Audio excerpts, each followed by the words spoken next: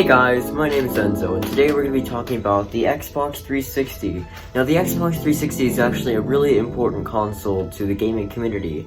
Why? Well, because there were a lot of changes that came with this console, and also a few negatives as well. In this video, we're going to be covering everything from good to bad with the Xbox 360, and also each revision of the Xbox 360. The console originally shipped in November of 2005, and when it came out, it was a big step from the original Xbox, bringing a new dashboard. In the later updates, it brought avatars, which is basically like Nintendo's Mii's, but Microsoft's version. They brought gamer scores, which basically means you could flex your useless points to the world if you really wanted to. I actually don't know what the gamer score was for, but I never had a high one in the first place, so I don't care. Okay, let's see what the gamer score was for. Oh, I guess there is a use. The Xbox 360 introduced parties, which is basically Discord for the Xbox 360, except way worse. Really, you bullshit! I have been with this kid and he doesn't die! 2010 came this revision of the Xbox 360. It was announced at E3 2010 and was a pretty good step for the Xbox 360 because the slim model actually never had any of the red ring problems. Well, I wouldn't say never, it just wasn't common. Instead of the number of rings that would pop up on your old Xbox, this Xbox showed a red dot instead of rings. Either way, your console was bricked and you had to get a new one, or repair it.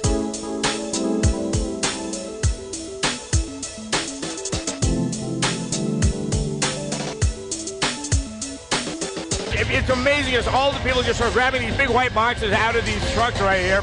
They're rolling them down this conveyor belt, and well, pretty much all these people right here, this is what they've been waiting for. This is the greatest act of consumerism I've seen in my lifetime. All right, this is the man who bought the first Xbox 360. Was this a transcendent moment for you? Oh, yes.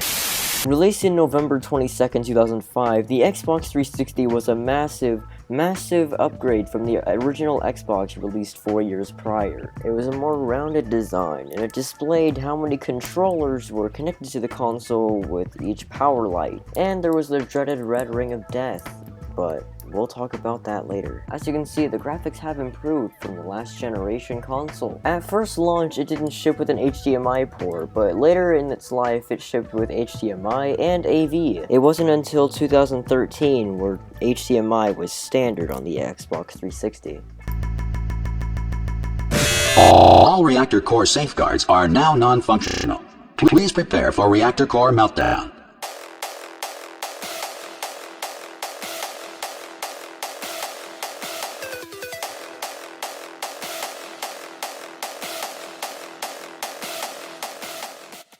The Xbox 360 is not a bad console. In fact, it was one of the most best-selling consoles of all time. It was the first of the 7th generation of consoles, with the Wii and PlayStation 3 coming a year after. But I do wish that Microsoft would have pushed it around the release of those two consoles so that things like this don't happen. You should always double check your product just in case something goes wrong, but Microsoft obviously didn't do that, they just wanted to get something out. Oh my god. I'm going to talk about what each ring means for the Xbox console. The green ring signifies how many controllers are connected to the console. One red ring means hardware failure. It could be something like disk drive. Actually, I was wrong. Those are not the components that give you that light. 2 rings means it's overheating and you should probably let it cool down for a while. 3 rings signify that your console is pretty much fucked. Excuse my language. 4 rings just means that you either have a damaged AV cable or it's just missing.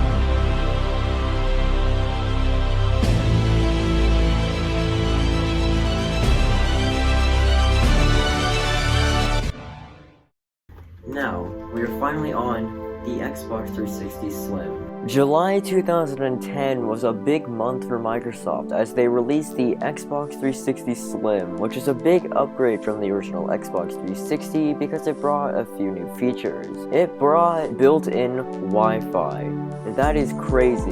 You could actually use the Xbox without having to buy one of these stupid Wi-Fi adapters that go onto the back. Why did they make that in the first place? The other thing is they made the Xbox 360 Kinect. It actually became a big part of the Xbox branding because there are a lot of Kinect games being made for the Xbox.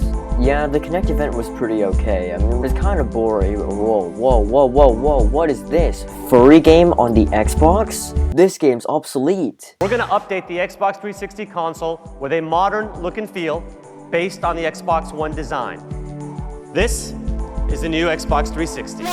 What is this? It looks like someone crammed Xbox 360 hardware into an Xbox One shell. It didn't even add anything new from the Slim. If you're gonna get an Xbox, get either a Slim or the Xbox One. What purpose does this console have other than to look like an Xbox One? So I looked it up and it actually says that it was to push the sales of the Xbox One. But if you're trying to push the sales of the Xbox One, why not still sell the Slim model? Because the Slim model is older, whereas the Xbox One is brand new and it has new hardware and software.